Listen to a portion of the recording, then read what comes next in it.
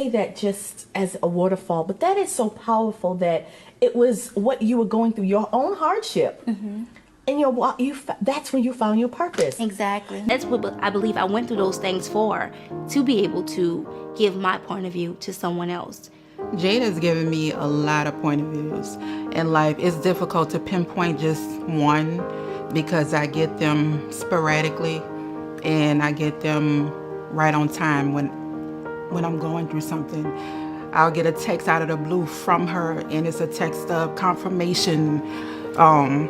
Funny thing, recently I was sitting outside of my house, just sitting on the steps, and a leaf fell next to my feet. And I looked down at the leaf, and this leaf was in the shape of a heart. And whenever I see something that's heart-shaped or red, it reminds me of her. Because it gave me enough time. You know, for me, I'm always looking for opportunity to be light, to be joy, to be love. And I saw he was so frazzled. So we had this opportunity. An hour later, he's on Facebook talking about me, this post, this walk, this girl, this journey. Oh my gosh, I feel so crazy about what I was complaining about. She just changed my whole trajectory on how I'm leaving here. And it was beautiful. And so fast forward, we get to Australia. I'm in Australia. I'm touring with Neo. And this tour has everybody on it that I love. In Vogue, Khalees, like Christina, like all these people are there.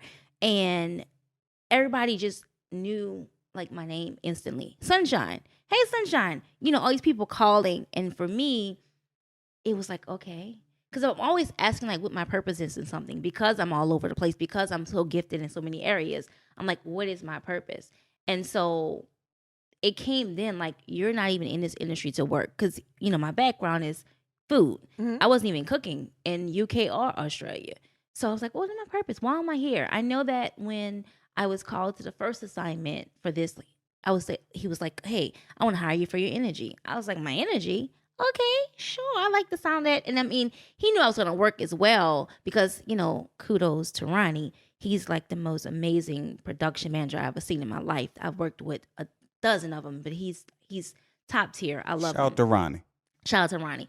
And so hearing that in my ear replaying again, Noodle, my son, breaks his ankle while I'm in Australia. And for 15 minutes, I had a moment. It couldn't last because these people are watching me.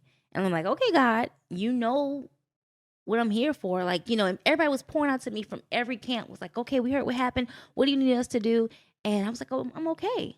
That morning, 5 o'clock in the morning, it hit me. Call everyone up, ask them to bring down their toiletries. Raise toiletries the rest of this trip. First of all, I'm like, okay, God, my son is in the hospital, just had surgery, and you're telling me to get toiletries. But I did it.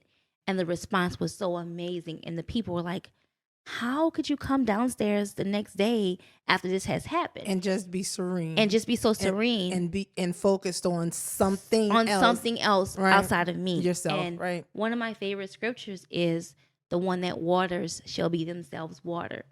And so it always reminds me, when I'm giving, it doesn't matter if it looks like I'm not going to get anything in return. I'll always be watered. God will always give me this peace. He always gives me something.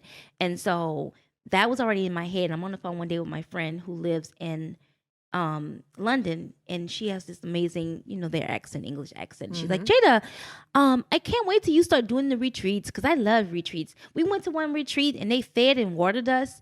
And I was like, fed and watered y'all? She's like, yeah. You know, the refreshments in the drink. And I said, watered? Wait, is that your English accent? Isn't it cute? We have to be able to learn to say, okay, this has nothing to do with me. I love you enough to say I forgive you, but I gotta move it on. Forgiveness is the biggest thing that we can do to save our lives.